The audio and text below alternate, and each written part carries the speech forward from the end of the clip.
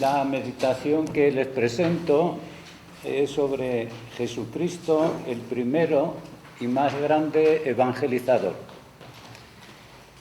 Es una expresión de Pablo VI en Evangelii Nunciandi, en el número 7, que dice así: Jesús mismo, Evangelio de Dios, ha sido el primero y más grande evangelizador.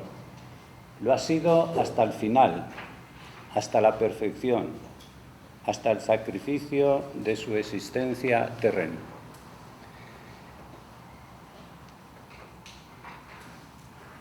El objetivo principal de esta meditación es renovarnos en nuestra vocación y misión.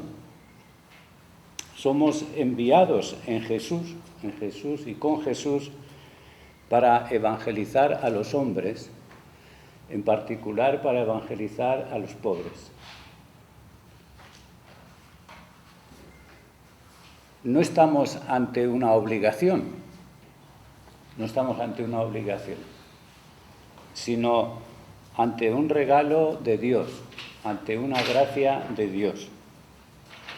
Porque es un verdadero regalo el que el Señor haya querido asociarnos a su obra mesiánica. Estamos asociados porque Dios ha querido. Y lo primero de todo es reconocer que Dios ha arriesgado mucho. Dios ha arriesgado mucho. Porque ha arriesgado su obra salvadora, confiándonos a nosotros la tarea de proseguirla en el mundo. Dios quiere ligarse y supeditar su salvación a nuestra acción. Y de ahí la gran responsabilidad que tenemos, ¿verdad? Dios podría hacer las cosas sin nosotros, pero ha querido asociarnos a su obra. Y ha querido asociarnos a su obra siendo pobres, limitados, insignificantes y personas de dura cerviz, porque los que estamos aquí somos como Israel, personas de dura cerviz. Y nuestras comunidades son comunidades de dura cerviz. Como se nos decía ahora en la oración, así se muestra que el poder es de Dios y no de nosotros.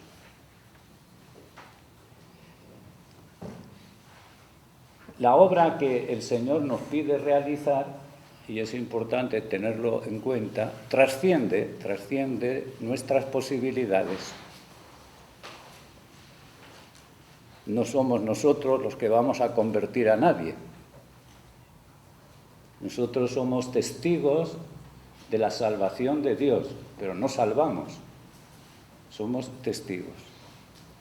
Y eso me parece que es importante tenerlo en cuenta, porque nuestra meditación, que será exigente, no es para culpabilizarnos, es para liberarnos. Y es para que sigamos avanzando y progresando justamente en esta colaboración con Dios. Una colaboración en la que Dios asume nuestra imperfección, nuestros límites. Algo que nos cuesta siempre entender, porque querríamos avanzar desde nuestra perfección, desde nuestras posibilidades. Aprendamos a avanzar desde nuestra fragilidad y desde nuestras limitaciones.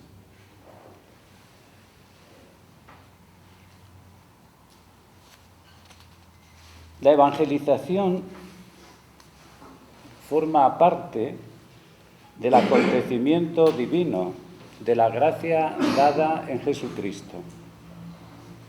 Y por eso la evangelización produce en nosotros, si la vivimos bien, alegría y sobre todo gratitud y gratuidad. Son tres palabras importantes para el evangelizador: la alegría, la gratitud y la gratuidad. Solo desde el don de Dios podemos entonces renovarnos y vivir esa triple dimensión. En esta meditación yo lo que pretendo no es convencerles de nada, no les voy a convencer de nada. Solamente les quiero invitar a contemplar a Jesús. Y contemplarlo de tal manera que Él vaya modelando nuestra existencia y nos vaya transfigurando en Él. Es una contemplación totalmente gratuita, no para poseer a Jesús, sino para dejarnos transformar por Él, Y claro, en ese sentido yo les invito al silencio. No podemos contemplar si no es desde el silencio profundo, un silencio de la inteligencia, un silencio del corazón. No tanto el silencio exterior, ¿verdad? No me estoy refiriendo a ese, sino a un silencio de la inteligencia donde nos dejamos enseñar por el Señor, donde nos dejamos enseñar por el Espíritu, y un silencio del corazón donde apagamos nuestros afectos, etcétera, para dejar que Cristo viva realmente en nosotros. Bueno, con esta introducción lo que pretendía era solamente disponerles el ánimo para contemplar unos cuantos puntos que yo les voy a ofrecer para la meditación. El primer punto es que, seré muy breve en este primer punto porque lo conocemos todos. El primer punto, la encarnación es el principio y fundamento de la misión. No es tanto las necesidades de los hombres, que también, ¿verdad? Pero el principio y fundamento se encuentra justamente, como veíamos ya ayer, en Dios. Dios que ama apasionadamente al mundo y que envía a su Hijo en una condición humana. Por eso toda misión consiste, en primer lugar, en entrar en el mundo. Y entrar en el mundo en el nombre del Señor. Y entrar en el mundo sin prejuicios. No para cumplir unas tareas, unas ideas, etcétera, sino justamente para hacerse presente.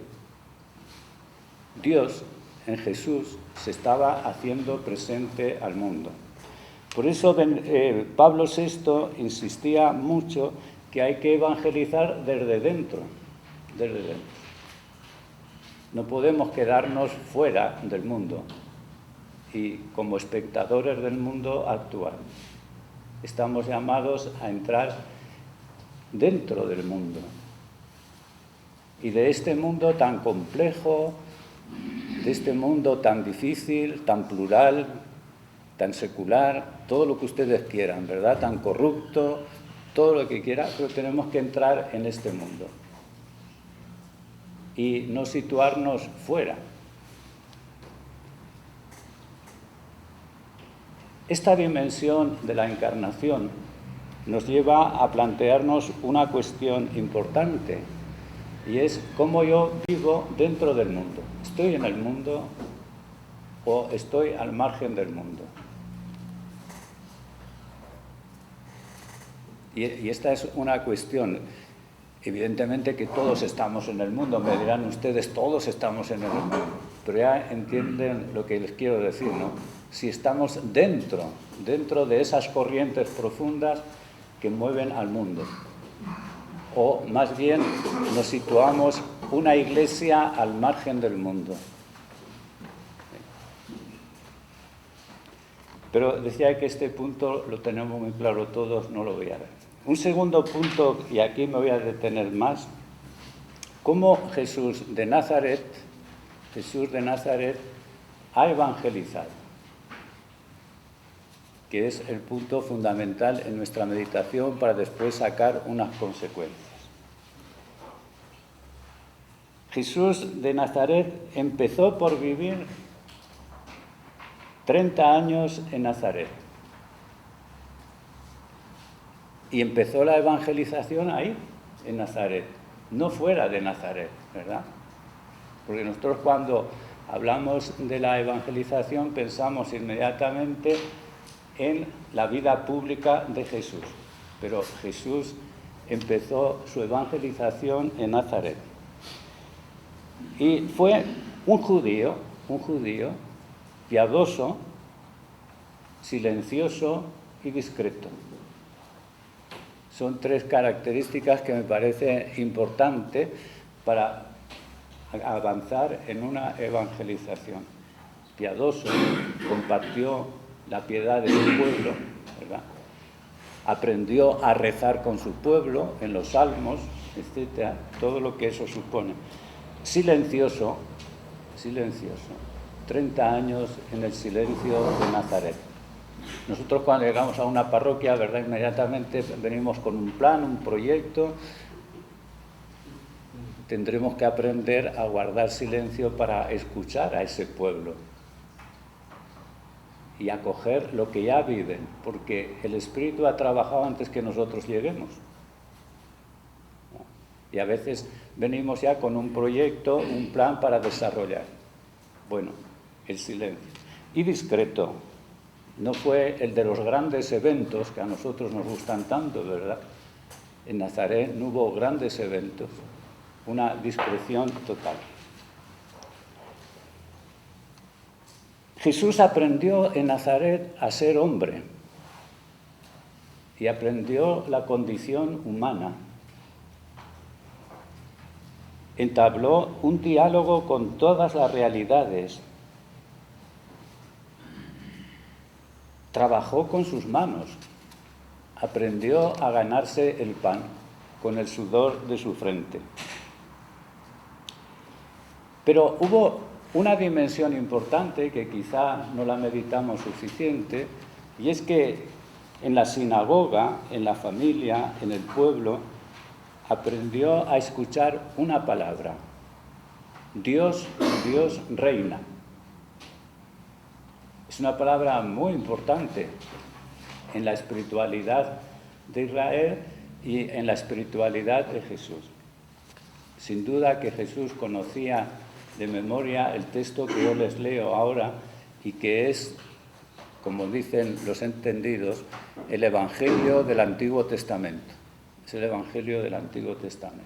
Y que dice así: qué hermosos son sobre los montes los pies del mensajero que anuncia la paz, que trae buenas nuevas, que anuncia salvación, que dice a Sión: ya reina tu Dios, ya reina tu Dios.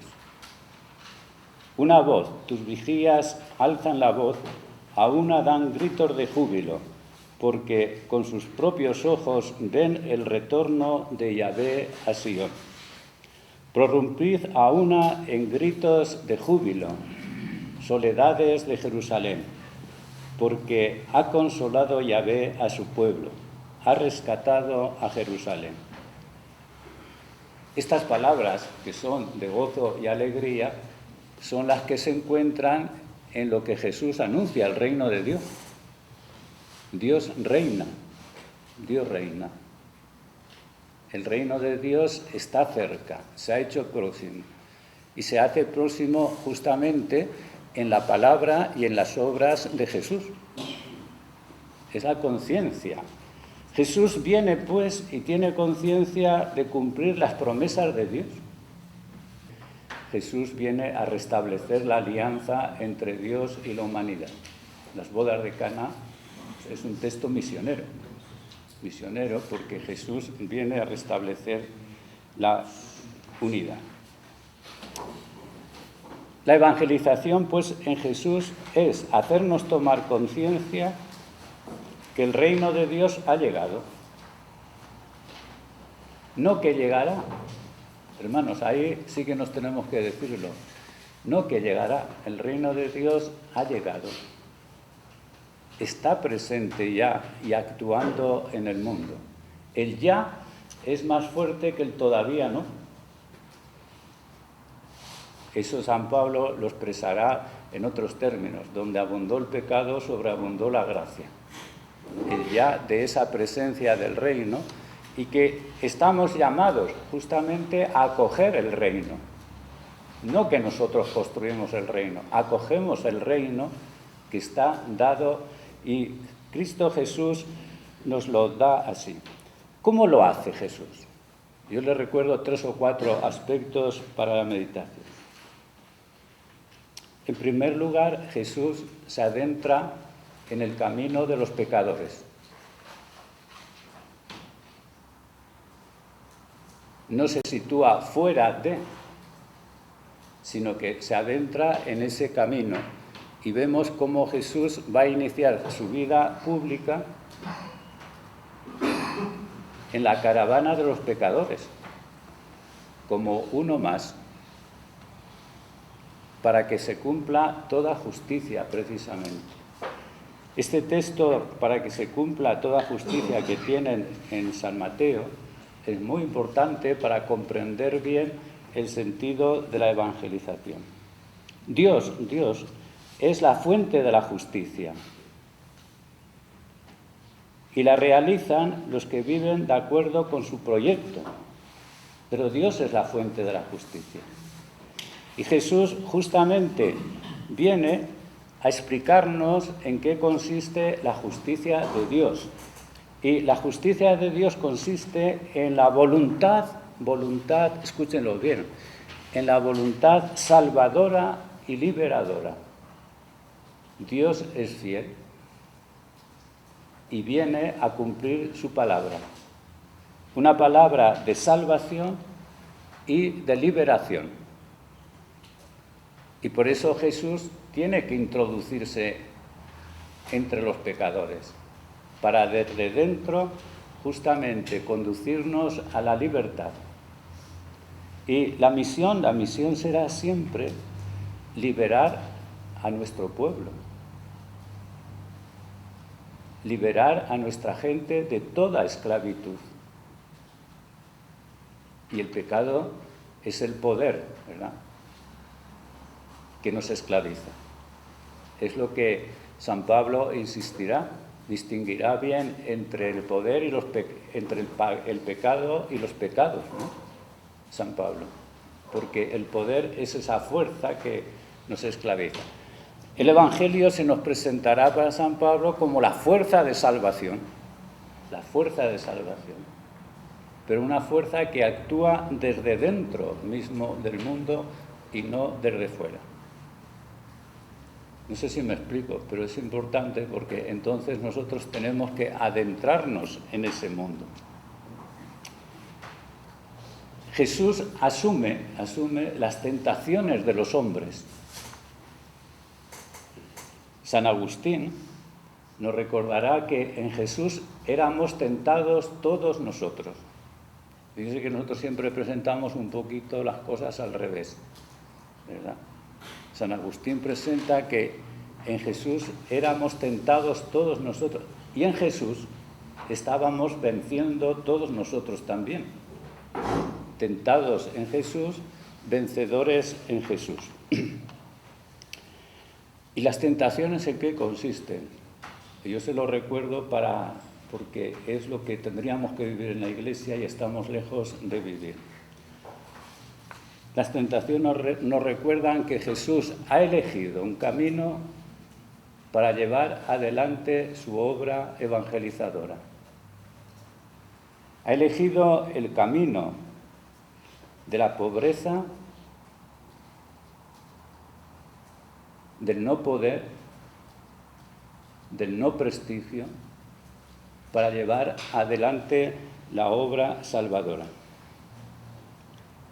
No buscará Jesús prestigio, poder, fuerza para llevar a cabo su obra.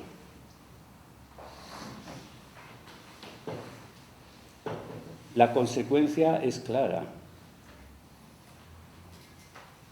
Si nosotros queremos evangelizar con Jesús, tendremos que optar por el camino del siervo, no por el camino de los grandes de este mundo. Por eso ya no basta decir que tenemos que servir. Los grandes de este mundo también dicen servir, ¿no? Pero tendremos que aprender a servir desde el último lugar, desde el último lugar. Por eso el lavatorio de los pies se nos presenta como el símbolo de lo que tendríamos que vivir para evangelizar.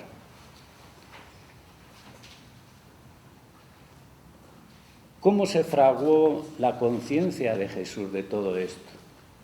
Porque Jesús realmente fue un hombre y como un hombre fue descubriendo progresivamente el camino.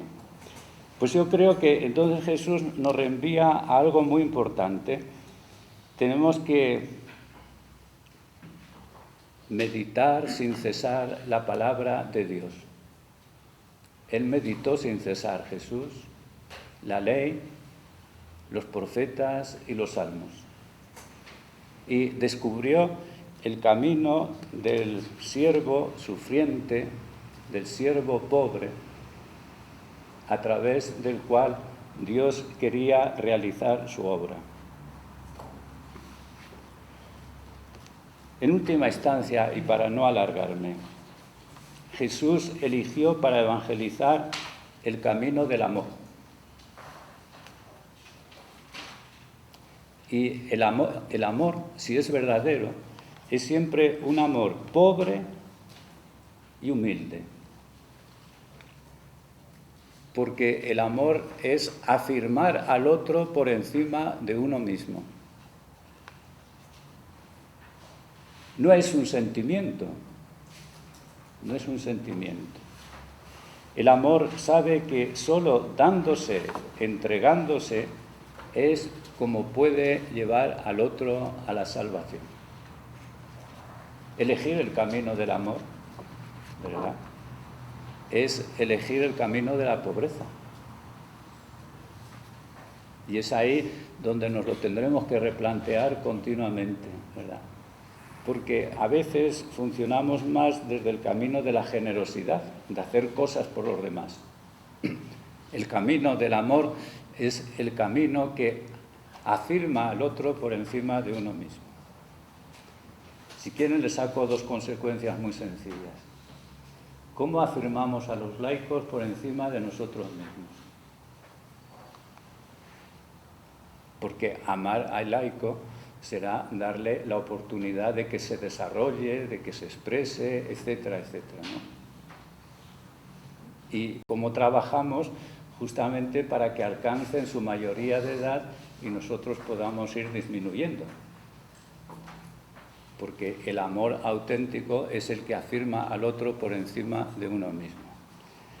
Y una segunda consecuencia, no seremos paternalistas nunca. El amor no es paternalista, sino que busca justamente el que el otro crezca y madure. Y el amor no hace depender a nadie de sí. Por eso esa palabra tan bonita de los evangelios, vete, vete, tu fe te ha curado.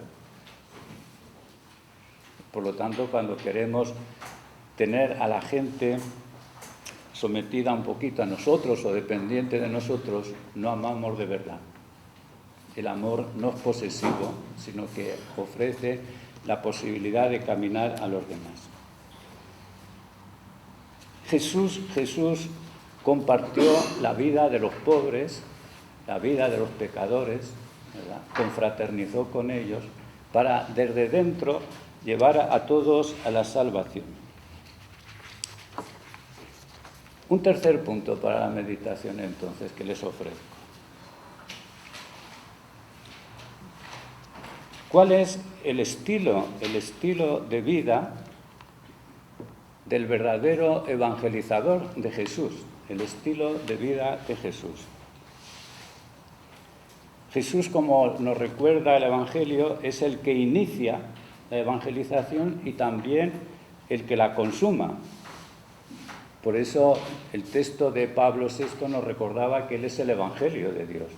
es el Evangelio y el evangelizador, ¿verdad? Pues es el que la inicia y consuma. Su estilo de vida nos ayuda a comprender algunas de las leyes fundamentales y perennes de la evangelización. Yo les recuerdo 2 leyes solamente, porque volveré sobre algo de las leyes del reino de Dios.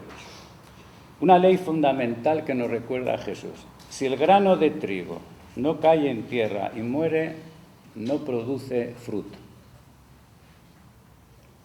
Cuando leemos este texto pensamos de inmediato en la cruz de Jesús, y tenemos razón de hacerlo, pero olvidamos toda la vida de Jesús, que fue un morir para dar la vida.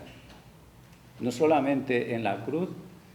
Yo les quiero recordar unos cuantos aspectos que nos permiten avanzar.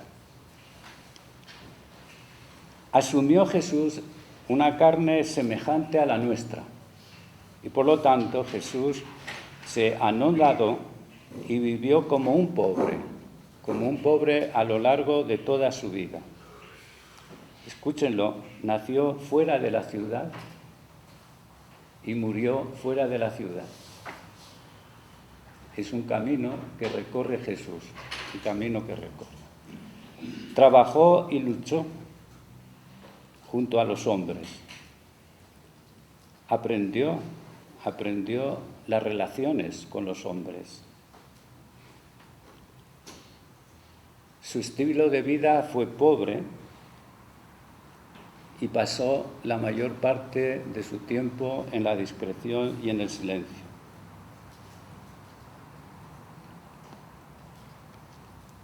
Jesús, pues, nos enseña ese camino de morir todos los días. Es lo que antes los autores espirituales llamaban la abnegación, ¿verdad? La abnegación, que la podíamos vivir fuera del mundo, pero en el ministerio es ir y sabiendo desaparecer. Un segundo aspecto importante es que Jesús no puso su confianza en los medios poderosos y fuertes de este mundo, sino que eligió un camino de sencillez, de pobreza y de humildad. Los medios pobres que Jesús elige para llevar a cabo la obra de Dios.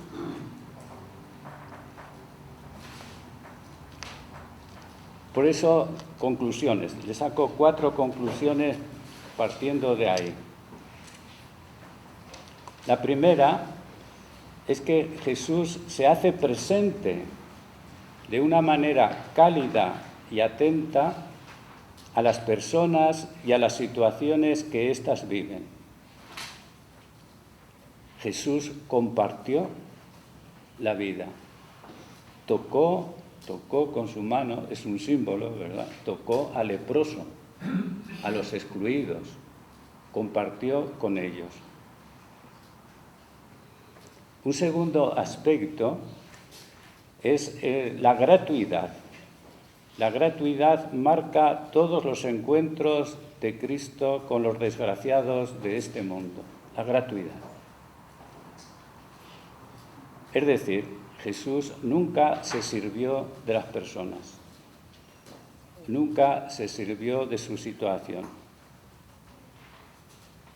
Tenemos todos el riesgo, el peligro, ¿verdad? Yo me incluyo el primero, de utilizar a los pobres o de buscar prestigio social.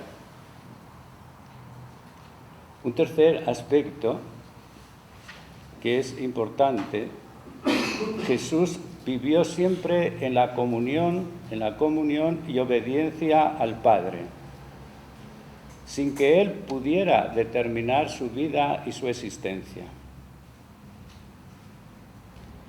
Él vino para hacer saber al cansado una palabra de aliento.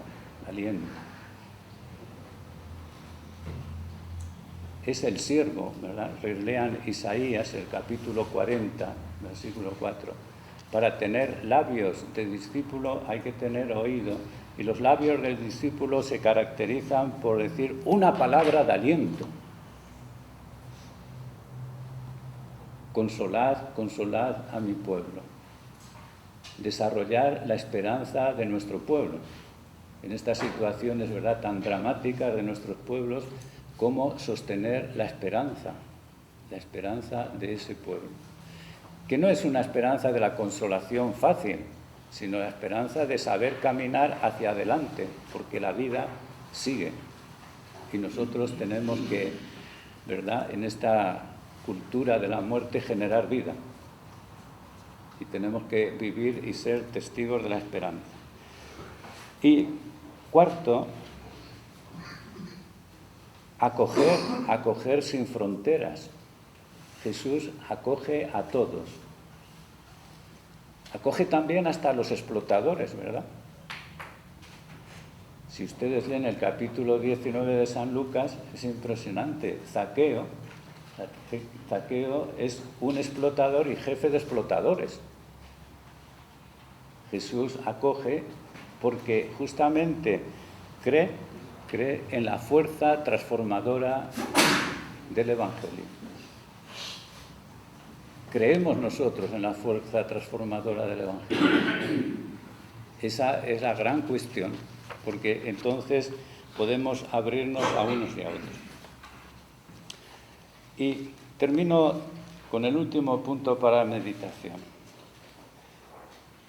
¿Cuáles son las características entonces del evangelizador? Las características del evangelizador. Evidentemente que yo se lo contemplo a partir de Jesús y ustedes pueden ver. La primera de todas es que Jesús no es un Dios disfrazado de hombre. En muchas espiritualidades cristianas, Jesús se presenta como un Dios disfrazado de hombre. Y eso yo lo veo en mi parroquia, que dice la gente, sí, pero Él era Dios. Lo quiere decir que estaba disfrazado. Pues no es un Dios. Jesús tuvo que experimentar los límites humanos como nosotros. Tuvo que hacer el aprendizaje de la obediencia, y escúchenlo bien, entre gritos y lágrimas. Como nosotros, que nos quejamos, ¿verdad? Pues Jesús hizo esa misma experiencia.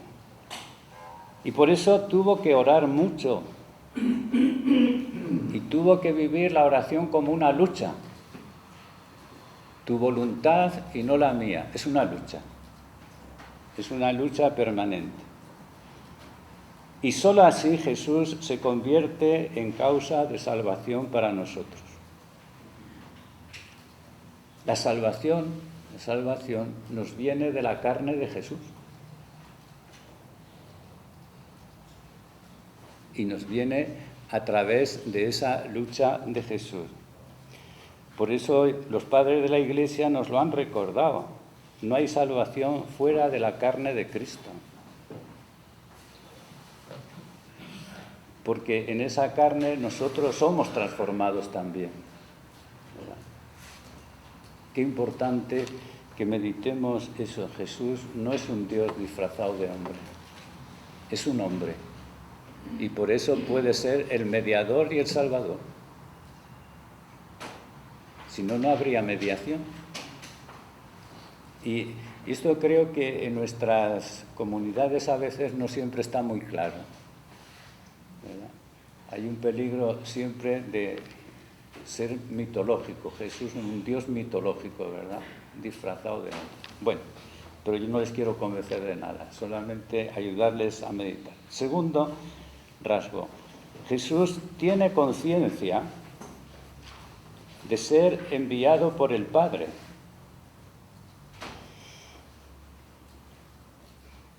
Es la característica más importante de Jesús, sobre todo en el cuarto evangelio, ser el enviado de Dios, el enviado por el Padre.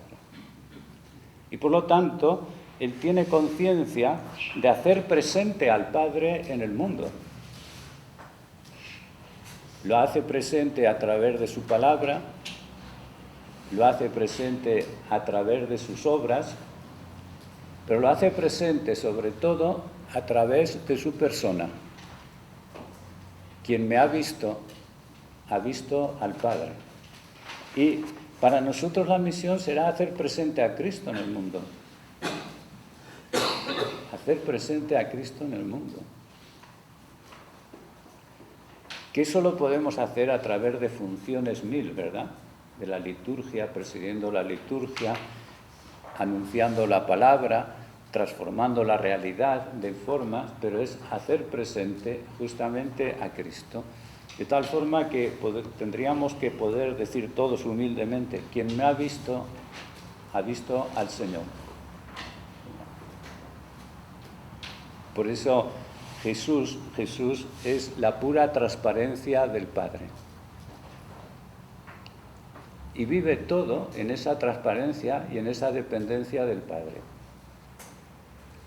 Tercer rasgo importante. Jesús desarrolló su misión bajo la acción del Espíritu Santo. Fue el Espíritu Santo quien viene sobre él y quien le va a conducir. Las obras de Jesús las realiza en el Espíritu. Y es el Espíritu quien lo sostiene para ir hasta el final. Relean el texto famoso de la carta a los Hebreos en el capítulo 9, versículo 14.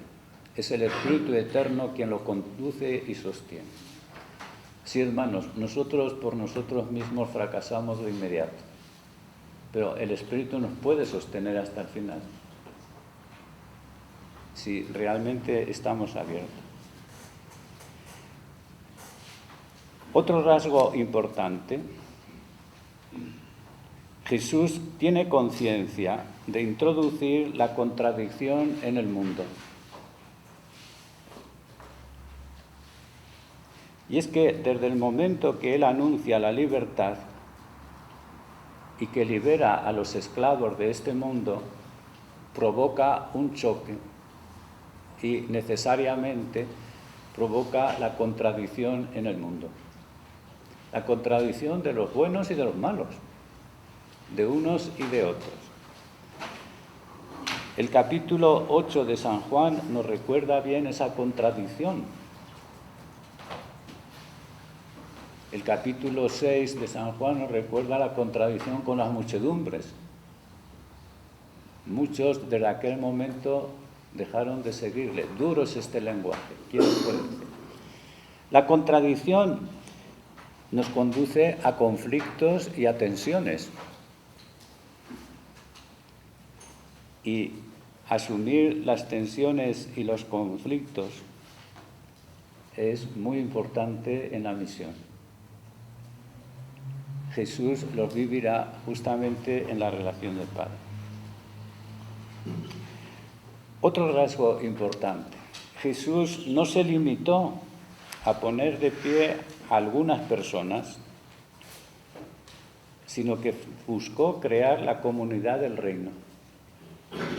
Convocó a los discípulos, los fue reuniendo para hacer la comunidad del reino. Toda nuestra misión entonces va encaminada a formar esa comunidad, la comunidad del reino abierto. Volveré sobre estos asuntos, pero es ver por dónde camina Jesús. Por último, Jesús es el Evangelio de Dios.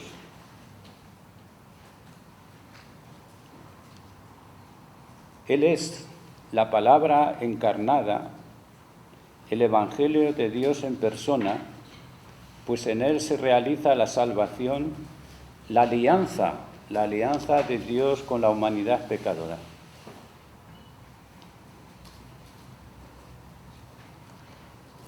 Les doy algunas pistas para su oración, porque lo importante es que ustedes oren, no que me escuchen.